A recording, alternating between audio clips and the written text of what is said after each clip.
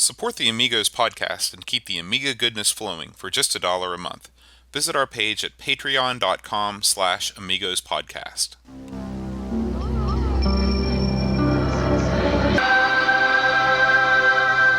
Amiga, the first personal computer that gives you a creative edge.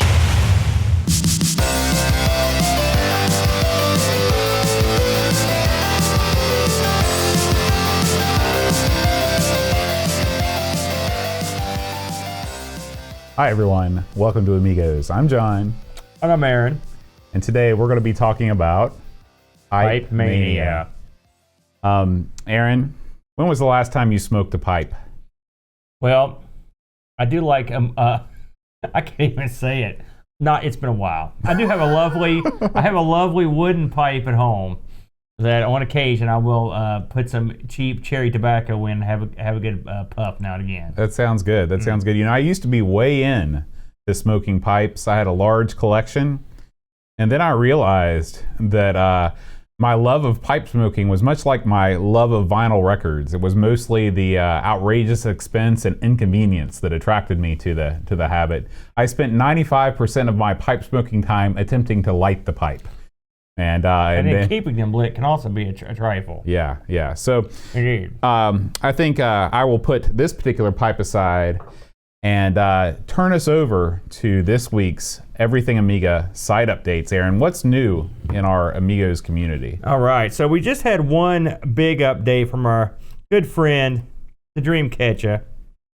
And he did a little something this week on the Naughty Ones. Now, Boat, this is actually a pretty popular game, as I recall. Have you ever played the Naughty Ones? I have not played the Naughty Ones. Who are they, and what are they doing?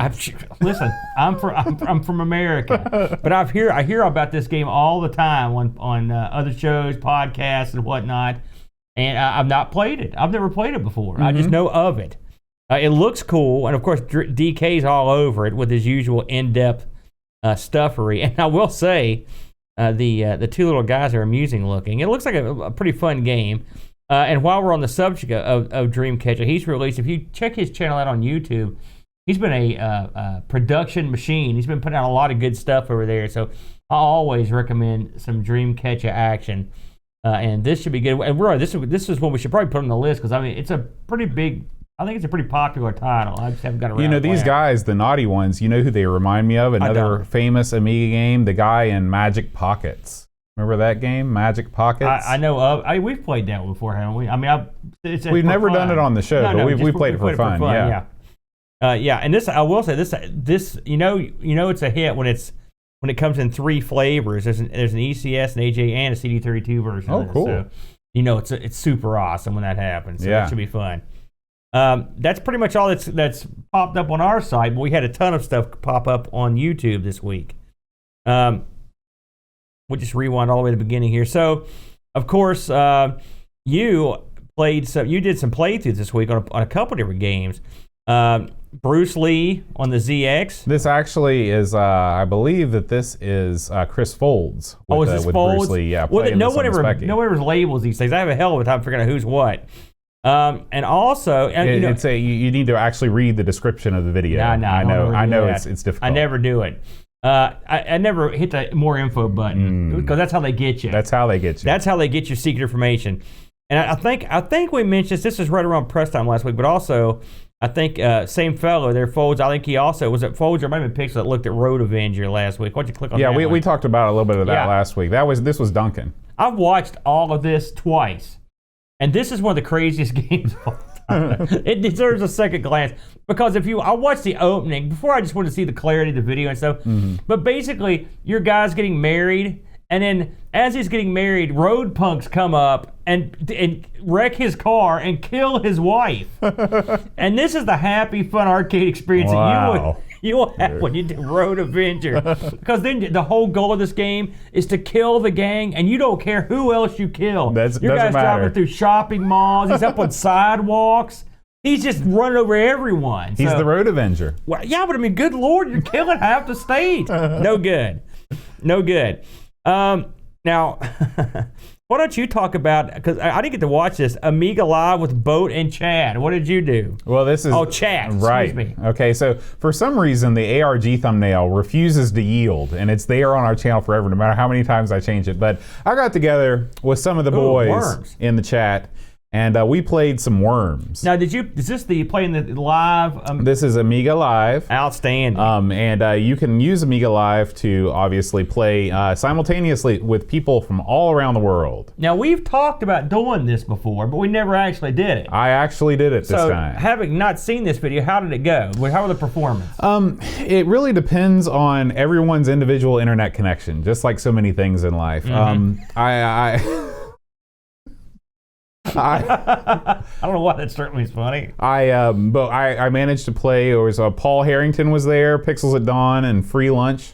We all convened to play. I also played a little bit with Neville Overman, otherwise known as Leaf Killand. We played a practice game of Worms. But overall, it was a good experience. Paul, he showed his, he continues to dominate. You know, he won all of those contests at Amiga Ireland. Yeah. He's pretty much a gaming prodigy. And he, of course, won our match here. But it was a lot of fun to play with the guys in real time. Like I said, lag wasn't as much of an issue. I'd really like to try something a little bit faster paced next time, like Sensible Soccer, to see how that holds up. I will say Worms, if I may quote Brent, Worms is my jam. It's my bad. And I am the undisputed world champion at this game, having never lost a legitimate game without some cheating being involved. So I would love to get online and play some multiplayer Worms. This looks very cool. Yeah. So now I got to get in on that. That looks great. Might be time for a midnight run on this. Ooh. That'd be a lot of fun. So check that out. I'll have to watch that myself because I didn't realize that's what you guys were up to. So me and the Brent, we had an interesting week. You know, I really enjoyed this particular episode. It was right up our alley. We picked games from the Midway catalog. Midway the story of Midway is a lot like the story of the demise of Amiga and who owns the rights to it. It's just a crazy corporate disaster. That, by the way, was the guy that did it. But we picked a couple games from their catalog after we looked at their history. Brent picked a game called Journey, based on the band. And I picked a game called Satan's Hollow. Based on the Satan? Based on the Satan. And for once, just to tip our hand a little, we both liked each other's games. And I loved them, That actually. rarely happens on this show. And we just both happened to pick games from the early 80s. And it was a lot of fun. I will go to bat against anyone when I say that Satan's Hollow is one of the all-time great shooting games. It is a tremendous game. It has very little flaw, if any. And Journey is not the best game I've ever played, but it's a lot of fun, and it is sort of dopey fun. Right. You know, you've played both of these. I love both these games. Just for fun, do you have a perspective or a thought on them? Journey I always just thought was crazy because it seems like it's way too early to have digitized images in games. I think it was 84, I think, when it came out, or 83. I was not a big fan of Journey until, I wouldn't call myself a big fan of Journey now, but I mean, I wasn't really aware of them until like high school. So I missed their whole, when they were actually popular. I guess I was too young. So, but it is interesting that they were so large that they were the ones chosen to have this video game made after them. It's wacky that they happen to be the ones. They were Johnny on the spot to get that crazy digitization technology, which works. It actually works pretty well, and that you got to give the brilliant programmers, credit for making that happen, given the parameters of what you could do in that era. Did you ever have a cup of coffee with Satan? You know, Satan's Hollow, I've played it a couple times, but just like Brent said, you really need to get familiar with how the shield works to really get the most out of it. So I'm going to have to go back to it. I'll tell you, one thing about ARG is it always puts me in the mood to go back to the games that you talk about and give them another shake. Well, if we do anything, it's that. And I will say, Satan's Hollow, and I don't know how popular it was, honestly. I mean, in my circle, it's pretty popular, but if you have never played Satan's Hollow, I mean, it is an outstanding game. It looks great. And like I mentioned on the show, when it first came out, I had to look around the arcade to make sure no one was looking as I slinked over to it, because that was a kind of a big taboo. Oh, yeah. It felt weird, at the time. It only got a release on the C64, so one of these days we're going to give that a shot too. Absolutely. I've heard pretty good things. One last item I want to touch on, actually two little items. Last week on Insert Disc 2, after Amigos taped up, we talked about a couple of different topics, but the main topic was the Forbidden Worlds Point Ops front end. Tremendous Forgotten front end. Worlds. Forgotten Worlds. What did I say? Forbidden Worlds. Same difference. And the it's an excellent front end if you're into that sort of thing. It takes pretty much, it holds your hand, does everything for you. I recommend that. And lastly, we had another stream here. Amigos Place PTM. We were just talking about this one, and I'm not even sure what PTM stands for, but you said you've had a look at this already. Yeah, so this is a run and gun platformer. Chris Folds put this up. He took a look at it. This is a brand new Spectrum game, just released in 2019. You're kidding me. Yeah. I had no idea. Yeah, you should actually watch and read the video descriptions. The stuff is actually cool. It's not just something we talk about every year on the show. It just came up. It's been on the site a full week. Oh, it has not. So anyway, PTM, it's a great game. You should check it out if you like Rolling Thunder. If you like, it looks great. Yeah, it's they really know how to program for the Specky now. They know how to make the color clash work in its favor. It finally happened. Yeah, it finally happened in 2019. So thank you, Chris, for putting that up, and thank you, Duncan, for putting up the game that you put up, The Road Avenger. Yeah. That looks really good, doesn't it? Yeah, looks great. Yeah. All right, so let's take a look at what's been going on in the wider world of Amiga news. Let's fire up the gamble train. Let's get on board, and let's see what's cooking. First up, Aaron, I know you like to use SSL to make all of your internet-based connections on your Amiga, right? You're constantly just tunneling your way through those secure socket layers. And it's unbelievable. Well, Aaron, I'll tell you this. There is a new AMI SSL package that's just been released for OS 3 and OS 4. So if you are using your Amiga in 2019, your modern Amiga, to do all your normal internet things, banking and e-commerce and such, you can. More power to you, pal, for doing that. Hey, man, they're out there. They're doing it. Make sure you stay secure and download this new AMI SSL package. You got no comment on that? Good. I mean, hey, who'd have thunk it? As my comment, I was staring on in disbelief at what I just heard. I can't believe that. There is a new PDF magazine out there. This comes from our friends over at AmigaNews.de. This magazine is called Rev in GE. Yeah, I've read this a bunch of times. This is issue 95, so it's been going on for a long time. Yeah. We've actually mentioned it long ago. Okay. Yeah. And this is an Amiga heavy issue. This has got Rick Dangerous 2, Sensible Golf, and the infamous Amiga port of Street Fighter 2. So if you want something, I still mourn the loss of Kickstart magazine, our own Amigos magazine. And if you're looking for something to read with that retro edge, check this out. It's free. Revenge, number 96. Speaking of Sensible Golf, I actually I finally sat down and gave that a whirl. In fact, I recorded a video and I don't think I ever posted it. That was a misstep. I mean, you compare that to any of the more comparable golf games. That was not for that studio. You would think they'd come up with something along. And the devs, their excuse, and when I say that, it means like it's not valid. But I believe that it's true. They said that they just didn't have time. They wanted the company wanted to rush the game out, and they basically shipped an unfinished game. So, next up, we've got a new game, a new Amiga game. It's just released. It's called Aminor. A minor. I don't know. AMI. It's hard to make that one. It's hard to make it work. Yeah. Now, this is a game. This comes to us from our buddy Neil over at Indie Retro News. Yes. We love Indie Retro News. Yes.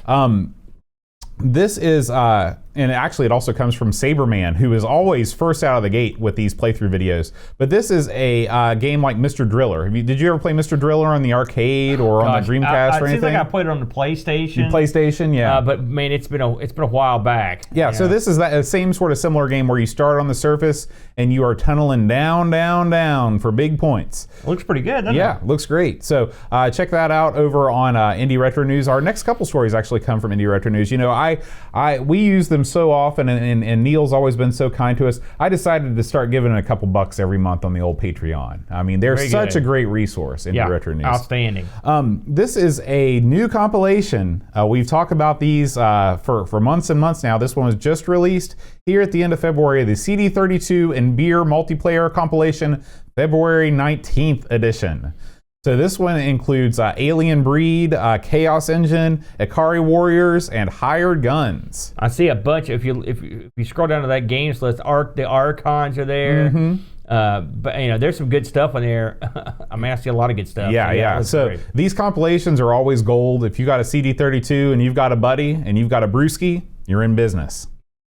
All right, up next, Aaron, this is the next release from the guy that brought us the real Bruce Lee. Yes, I remember that one. He's back with a new game. This is the All Valley Karate Championship. Yeah. So this is right on the heels of the Cobra Kai YouTube-based new TV series. This is set in the world of the Karate Kid.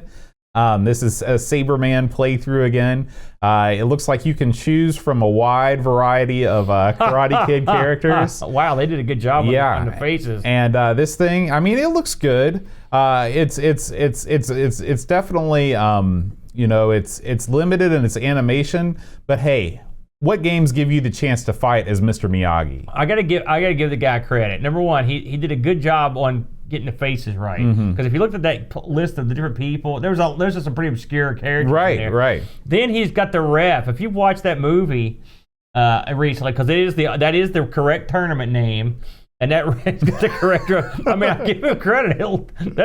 This looks way better than Bruce Lee. I mean, I'd be more likely to play this than something like One Must Fall. Let's be honest. I'm guessing this is some sort of like a karate champ takeoff. Yeah, you got your health bar down here. Now, the big question is, can you do the crane kick? If that's not in there, I'd be very disappointed. That should be hold the button down and spin the circle. Have you watched the new Cobra Kai show? It's not that new now. It's a year. Yeah, I haven't seen it. Have you? I watched the first 3 episodes.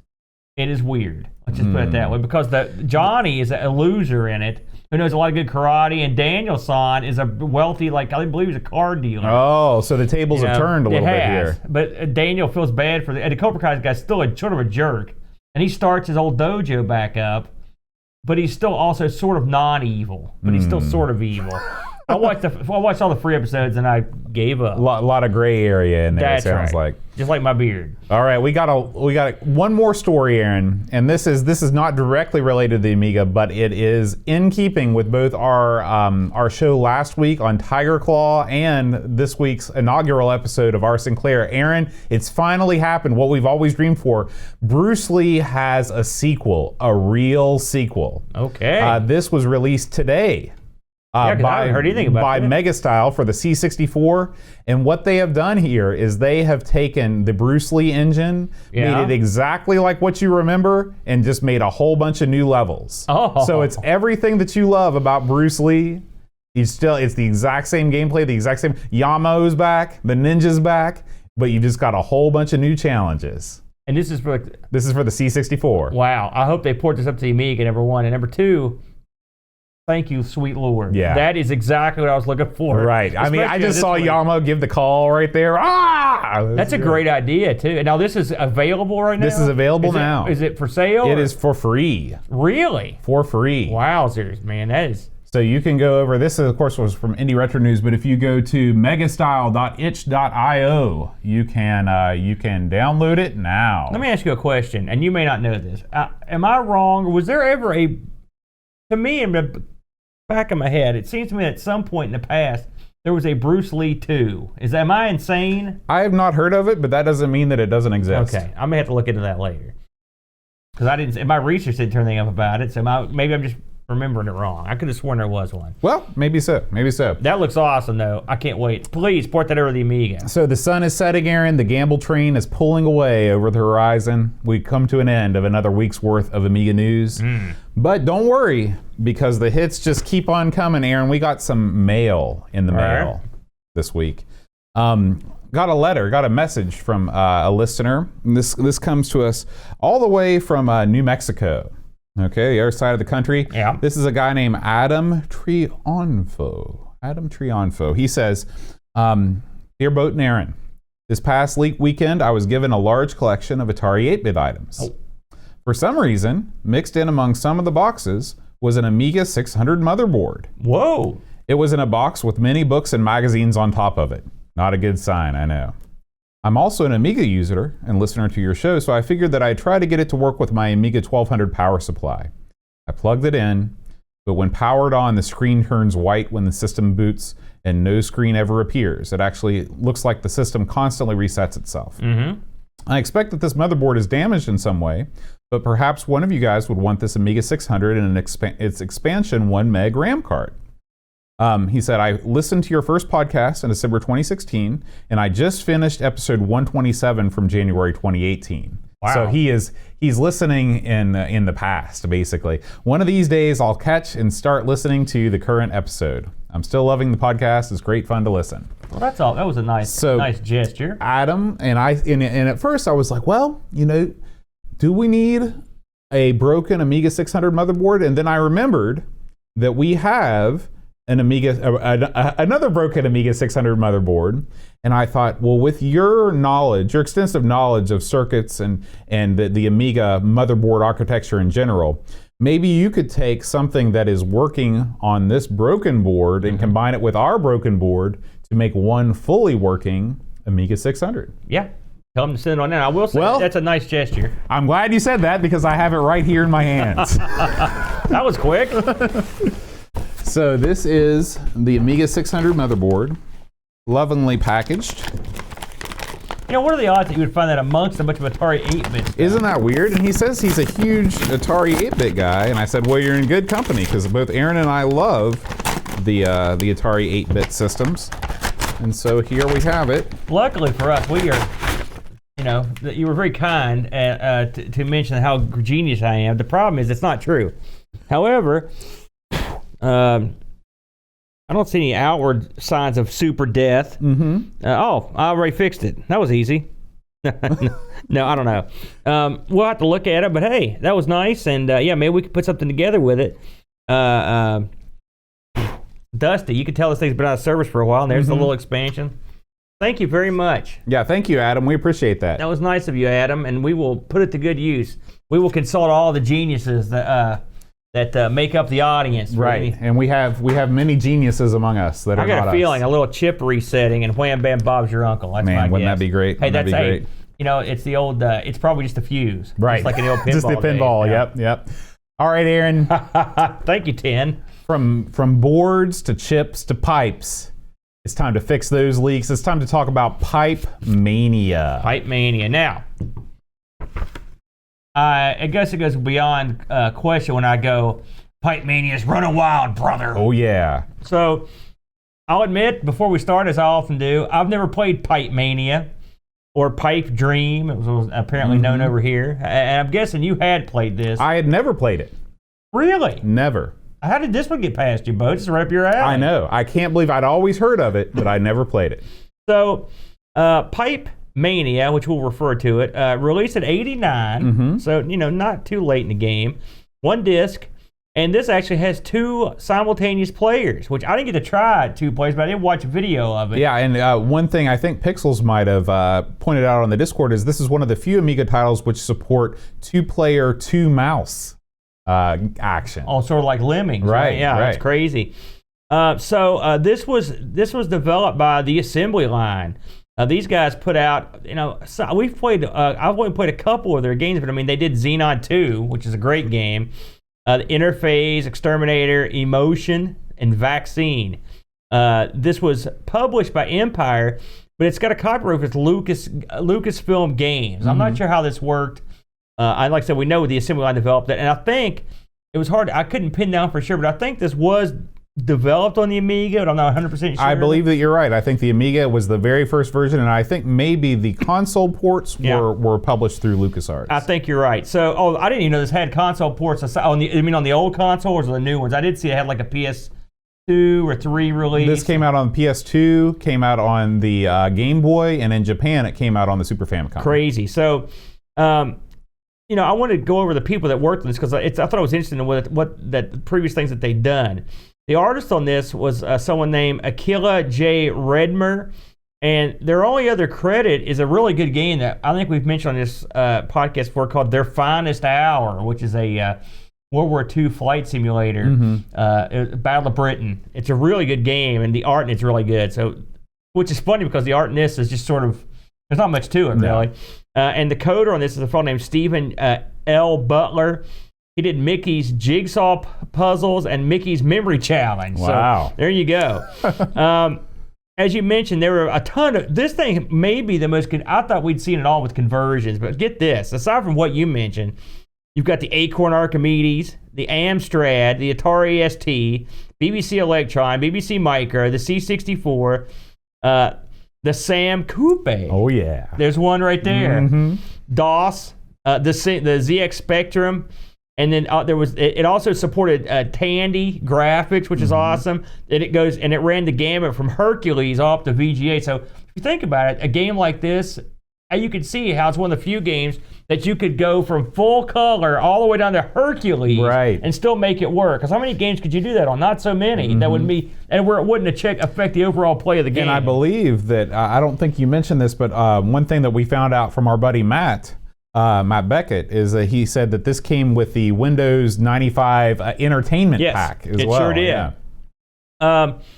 So, what is Pipe Mania? It's actually a pretty simple concept at first. Now, when the screen comes up, you're given a menu, okay, and you've got basic 1-player, expert 1-player, and competitive 2-player. All right. Now, and you've also got training. All right. Now, I tried basic and training and expert 1-player. Just to get it out of the way, expert 1-player was beyond me because the pipe. Well, why don't you explain what the game is first? So you have a board. It starts out as basically like a large group of grids, basically, and it starts out with a spigot or whatever, and you have a series of pipes, different pipe shapes on the left-hand side of the screen that you have to fit on this screen, and they're on the right side of the screen. There's a timer. When the timer gets to 0, liquid starts coming out of the pipe. Right. And you have to connect pipes to the main pipe, keep this liquid flowing as long as you can. And at the top of the screen, there's a number that you have to fulfill this amount of pipe sections to complete the level. If you don't fulfill them, you lose. It's pretty simple. You have to keep adding pipes. Now, the pipes come down sort of on the left-hand side of the screen. You'll see the next 4 or 5 pipes coming. And so you have to lay these pipes down to keep the goo flowing. Now, you're not always going to have the piece that you want. So you have a couple options. You could sort of plan it in advance how you want the pipes to go based on what you can see coming, and you can sort of put that pipe anywhere you want.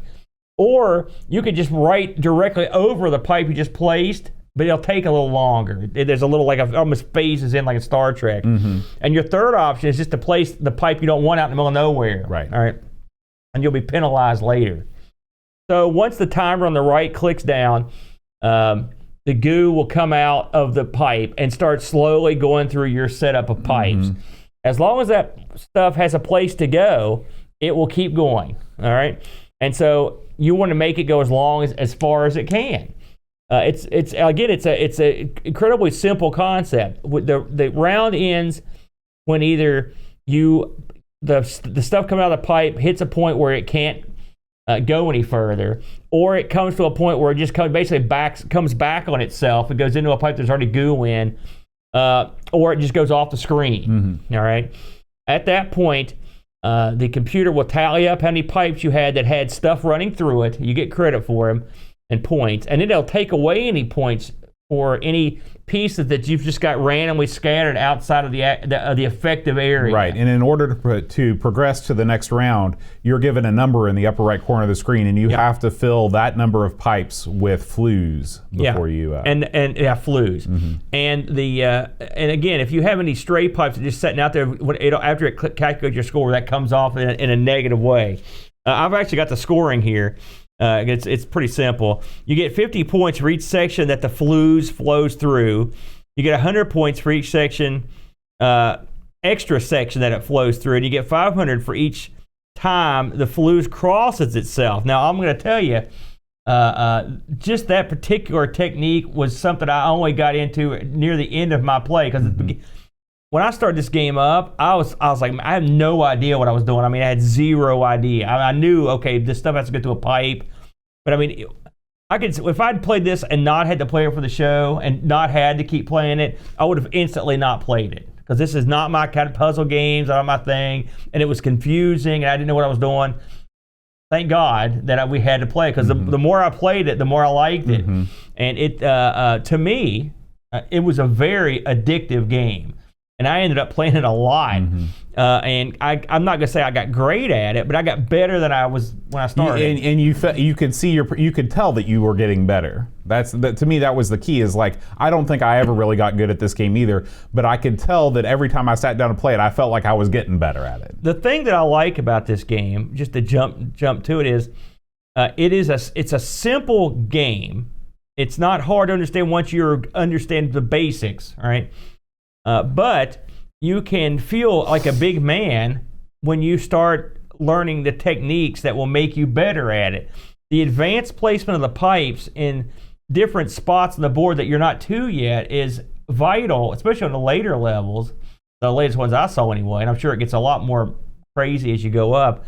If you've got a straight piece and you've got and you need a crooked piece, you can set the straight piece to where it'll connect to the other side of the crooked piece that you're going to try to get anyway. And if you use this sort of strategy, you can actually start another pipeline with pieces you don't want that you can eventually get to. And once you do that, you've got plenty of time. And then you can really go to town with the artistic side of the game. That's right. Now, you can get to a point, and much like in Tron Light Cycles, where you can't go any further. Right.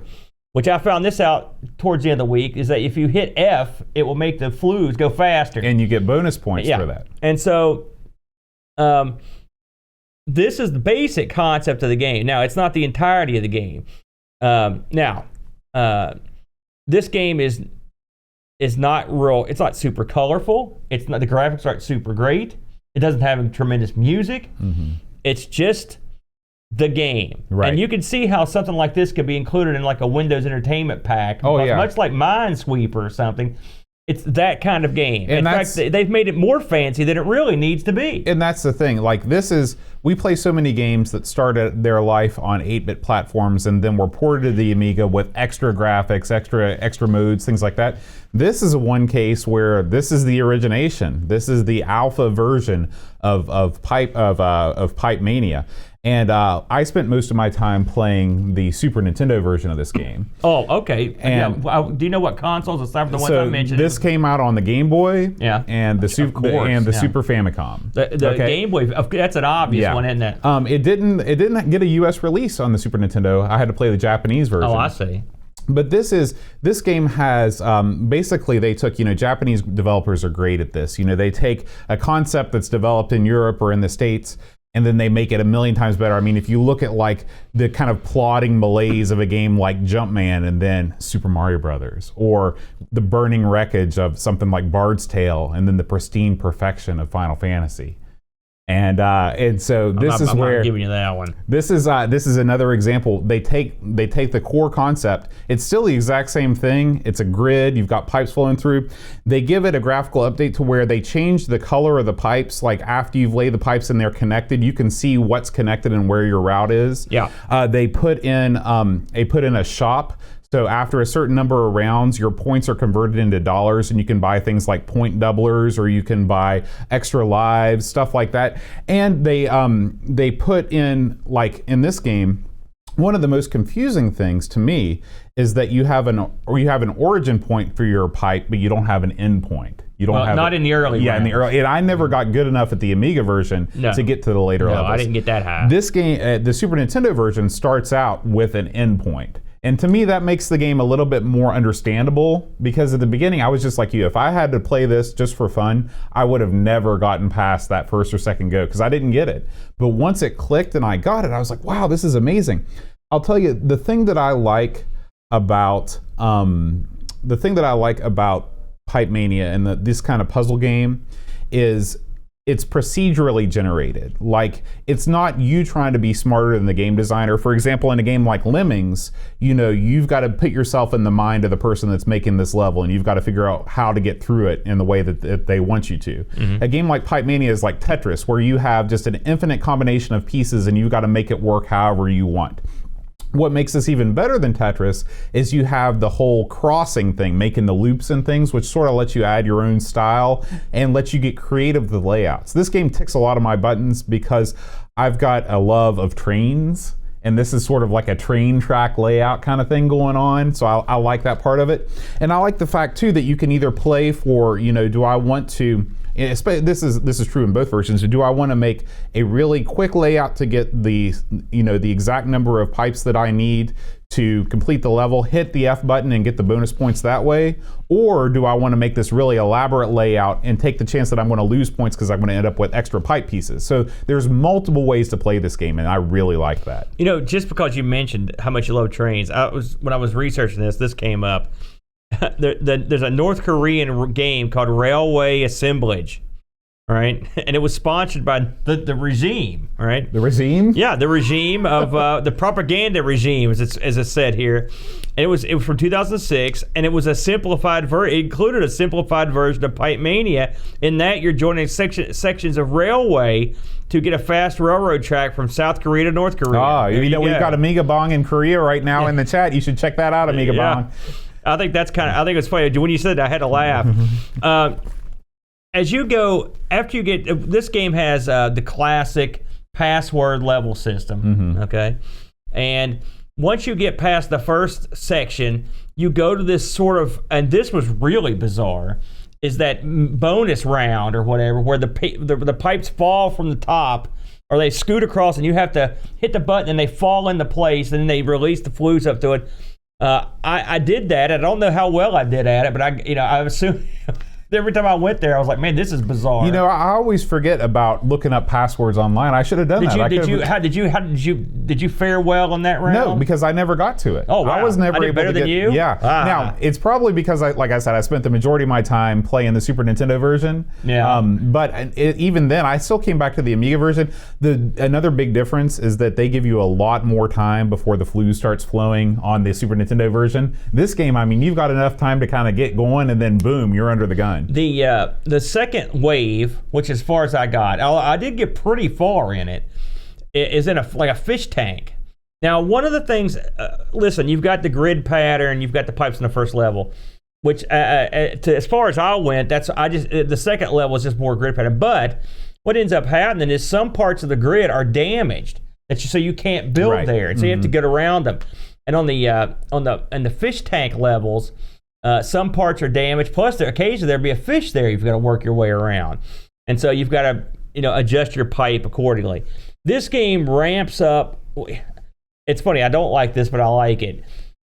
When you're trying to lay down this pipe, and that flue is coming, and you see it coming, and you're hitting those buttons. Come on! Especially if you have to replace a pipe in a spot. It's so slow. It's so slow that because it phases in and phases out and then phases back in, that if the flue gets to that point when it's still slightly pixelated, phasing in, that's it. That round's over.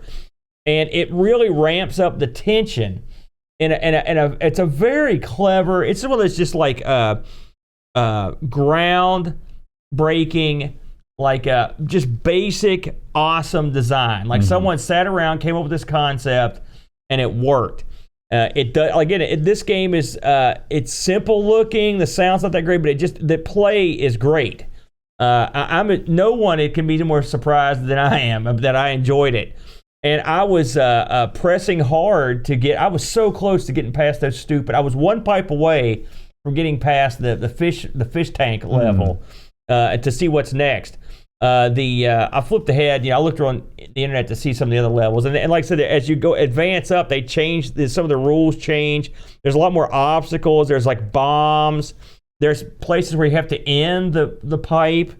So it's a different. The game it advances. Yeah. And if you play the expert, did you try playing the expert version? I tried. I don't have the brain power. The expert version basically it introduces a second set of pipes. And you've got to select you get another 5 pipes. So in theory, it's easier. But in practice, you've got to hold the button down and press down to get the lower section, and then hold the button in.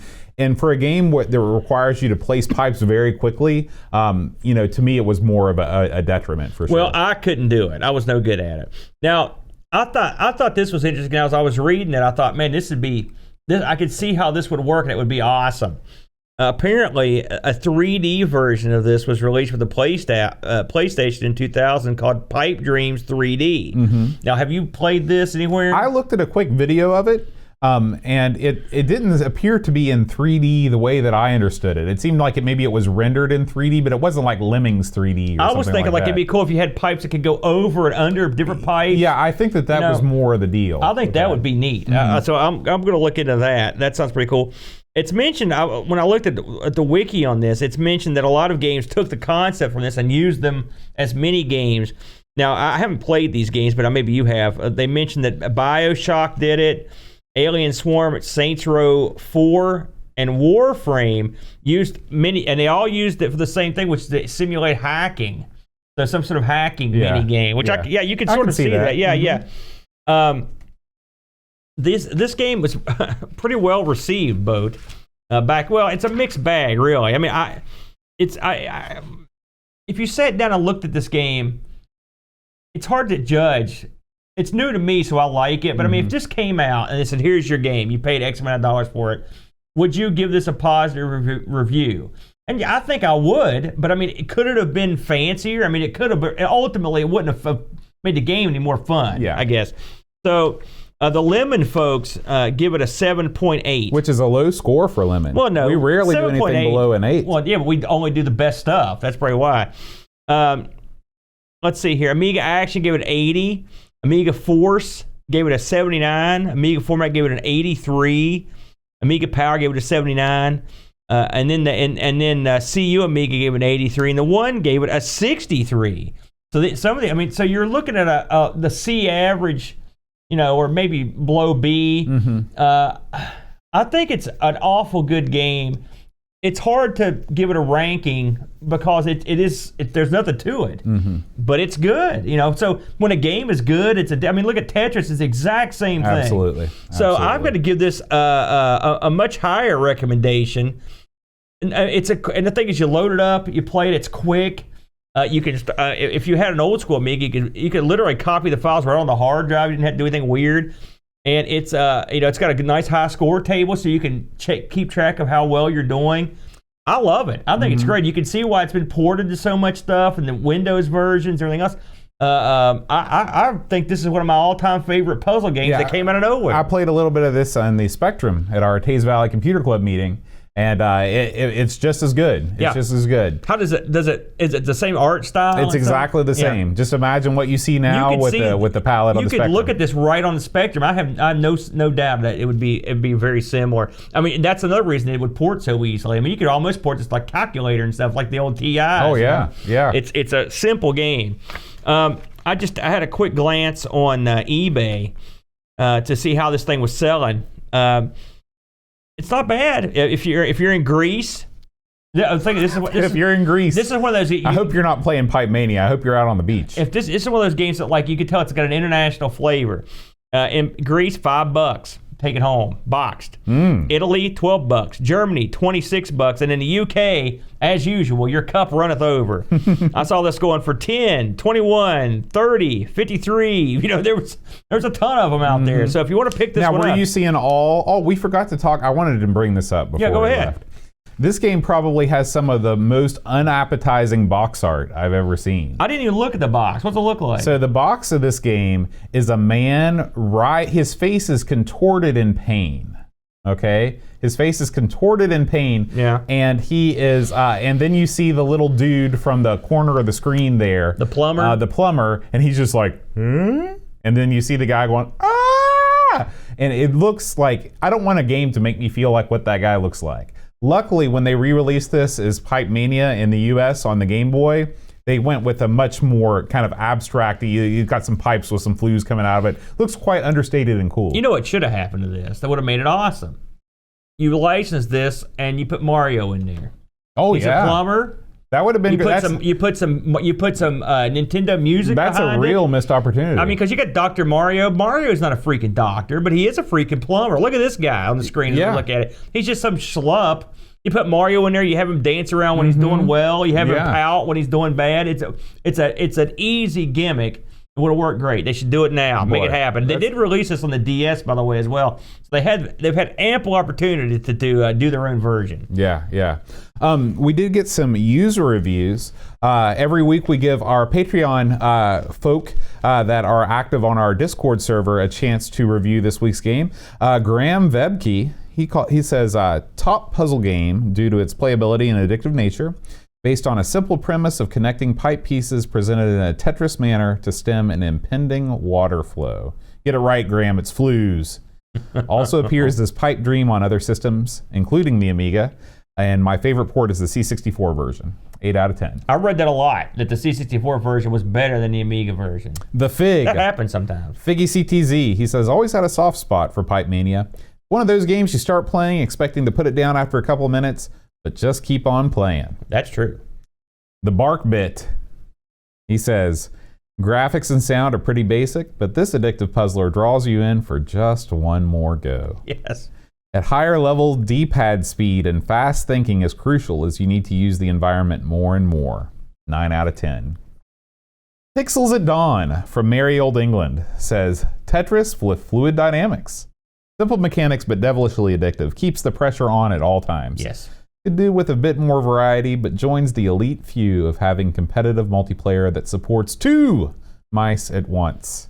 8 out of 10. You know, we may have to play a competitive this. Oh, I would love to go head to head with you. You know what I'm saying? And especially since you told me you're no good at it, I might have a fighting chance. And finally, elbow you occasionally. Matthew Perron from the Great White North. He says, awesome action puzzler game. Very addictive and fast-paced fun.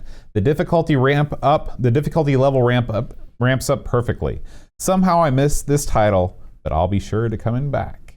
8 out of 10. So everyone loved it. Yeah. Me, you, and all the users. That's right. That never happened? That's never happened before. Go get this game. Yeah. That's how good it is. Absolutely. And the thing is, it's such a quick play. You're in and out. It's perfect for like when you get a few minutes. Yeah. Now, Aaron, we did get some general feedback from last week's show. That's right, general. He see what I did there? He offers low-cost auto insurance as well. Oh, God. The Huck writes in. He says, "Hi, Boat. I really enjoyed your banter with Aaron regarding the pencil sharpener." I was going to grab it for effect. He sent me a message about I love good quality sharpeners, pencils, and pens, and I was totally with you. I really enjoyed Aaron's astounded reaction to the fact that people would actually spend hard-earned cash on such a trivial piece of equipment. Not to mention the reaction he had about the fact that people would listen to podcasts related to said trivial pieces of equipment. I still can't believe that happened. He says, I'm a big fan of this channel, and here's a link to some of her pencils and pens videos I thought you may enjoy. And he sent us, there's a whole channel out there just based on pencils, pens, and pencil sharpeners. You know, just to make sure that I was right and that everyone else is insane, I went home and I talked to Teresa. I said, listen, have you heard of anybody actively collecting high-end pencil sharpeners? And she looked at me like I was an idiot. She goes, what? I was like, I'm telling you, people do this. And there's... Well, I'm guessing. Could believe it. So I'm guessing West Virginia not a hotbed. I'm guessing that maybe around here not quite so big, but maybe it's more of a lot of people. It's big in Japan now, and it's big in Europe. Just obviously. like adamant. That's right. Yeah, that's right. So, that's all the feedback from this week. That's all you need. Oh, actually, we got one more tiny bit. It's not all the feedback. Yeah, Amiga Bill, our buddy. I love Bill. Yeah. He says, awesome show, guys. This is in regards to our Tiger Claw Power Glove episode. He says, I certainly enjoy these games more than you, especially Power Glove Reloaded, but your critique is very fair. Have you seen the packaging? OMG, it is a work of art. Yeah. And Tiger Claw even comes with a throwing star. Yeah. I know you'd like that. We mentioned that, actually. I think that's cool. I mean, yeah, they definitely had good feelies and stuff in them. And I liked them more than you, by the way. Yeah. But I don't know if I liked them as much as Bill. Hey, you know, I'll listen to that show again. And the one thing I want to make darn good and sure that we do is say that while these games weren't necessarily our cup of tea. It's tremendous that the Amiga is starting to get some action, right? Right. We definitely want to fully promote these independent contractors, these small studios that are putting this stuff out. We love it. Keep it coming. And I also want to promote people that are putting cool junk in their boxes. Keep that coming too, because that's awesome. And a lot of people like to take these boxes and stuff, just stick them up on their shelves. They look nice. So yeah, we both really enjoy that sort of thing. Yeah, and Gary Hucker, who is in the chat with us, he says that he put those links there, and I forgot to copy what they were, but it's Fran Lab. If you want electronics and pencils and pen reviews. So check that out. Speaking of reviews, Aaron, we did not get any iTunes reviews this past week. I knew that. You know, we didn't have it at the beginning there. During the iTunes hey man, I stopped doing that after you complained, okay? So folks, you Mac people, if you have not given us an iTunes review yet and you enjoy the show, please go open up iTunes and write us a review. It really helps us get a lot of notice. The iTunes podcast store mart, whatever. Store mart is a place that is used by not just iTunes but tons of other podcasters to kind of aggregate popularity and things like that. And one way to kind of help spread the news about the show, one of the best ways is if you can go in there and leave us a review, and we'd really appreciate it, and we'll read it on the air too. I'll tell you something. I just looked over the chat and someone said iTunes sucks. I'm right there with you, but here's the thing. Here's what you do. You're going to help us out. So here's what you go: download iTunes. Right? You get on there. Mm-hmm. You go leave us a review. Basically, talk about how great I am, and you can kind of put him over. You uninstall that sucker. You're done. You're just dipping your toe in the pool of Apple. That's what I do, man. Mm-hmm. I don't want that on my computer. Sure. I don't blame these guys, but for just do us a solid, we'd appreciate it. And then tell us what you did. I would love to have someone come in and say, listen, here's what I did. And tell me that story. I will read your letter on the air. We'll dance a little jig. It'll be great. Thank you. So, Aaron, last week, this is your first Amigos, if you're tuning in for the first time, every week we read the names of our Patreon supporters, people that support us over on patreon.com/Amigos podcast. We've got quite a list of supporters, and we honor them. I honor them in a special way through song and interpretive dance. Oh no. Interpretive dance. Please add that to your repertoire. Do you dance like you sing? Even better, baby. Oh man, it'd be like the chick on Seinfeld all over again. And every week we run a contest. Who can guess the song from last week's show? Last week, Aaron, the name of the song was the Animaniacs theme. That's what that was? Theme, yeah. I like that show too, and I didn't get it. You know, I watched that show all the time growing up. That hit me right at the right time. And I spent a long time. I wrote down the words like as I was watching it so I could memorize it, so I could memorize the song. I was that into it. Wow. Yeah. You know, several of the people that wrote on that show went on to do great things. I believe the two of the guys that worked on Batman animated series worked on that show as well. Really? Yeah. So yeah, you had some. It's a well-written show. It's very smart. Very smart. But I'll tell you who wasn't smart. Everybody except for Pixels at Dawn, because Pixels was the only person that submitted a winning guess. So wait a minute, you just said everyone else was smart, but Pixels at Dawn. No, I'll tell you who wasn't smart. Oh, I see. Yeah. I thought you were bad-mouthing him. No. Good job, Pixels. I would never badmouth the Pix. So, this week, if you know the answer to this song, you can email me at john@amigosretrogaming.com. That's not right. I've caught the bug. john@amigospodcast.com. Actually, you know what? john@amigosretrogaming, valid email address. It is? Yeah. Are you going to run over and get it real quick? It's all forwarded to my main box. So, I hate people that screw up the email addresses. yeah, they're awful. They're the worst. So, anyway, here we go. Sometimes you got to massage the vocal cords a little bit. Let me help you out there. What was that thing you were talking about with the claw last week? The Iron Claw? The Iron Claw? Yeah, now you... Yeah, it's all part of it. What the hell was that? That was my warm-up. That explains it.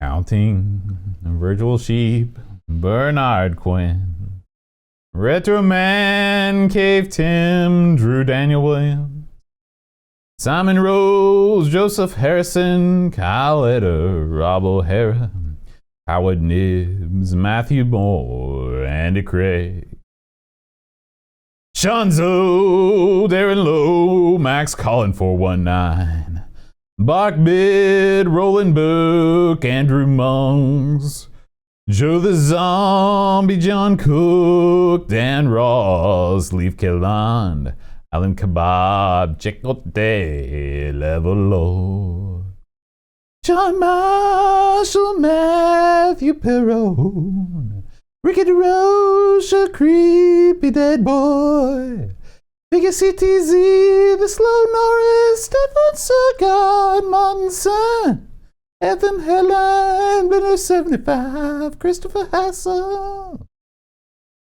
Ravi Abbott, Chris Foles, Dreamcatcher, Orange Aru, Graham Vepke, Bryn Dowdy, Lane Denson, Adam Matters, B. O'Brien's Retro and Vintage, and Gary Huckle, C. Brian Jones. Take it home now. Paul Harrington, Duncan Styles, Alec Kebab, Anthony Chavez, Tips from the Crib, Josh Nan, Adam Bradley, Jonas Rouleau, THT, and Eric Nelson, Kim Tommy Humberstad, Daniel Bingston, Brutal Barracuda, Darren Coles, Jason Warnes, Pixels at Dawn, Yo Bjorn Mar.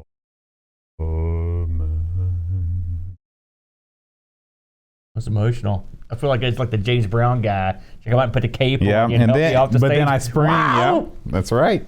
I taught him that move. Did you? Yeah. I realized you were that old, Boat. Well, I'm older than I seem. You're the hardest working podcaster in entertainment. You don't have to tell me, buddy. Next week, Aaron, we're going to change it up a little bit. We're going to leave the sewer.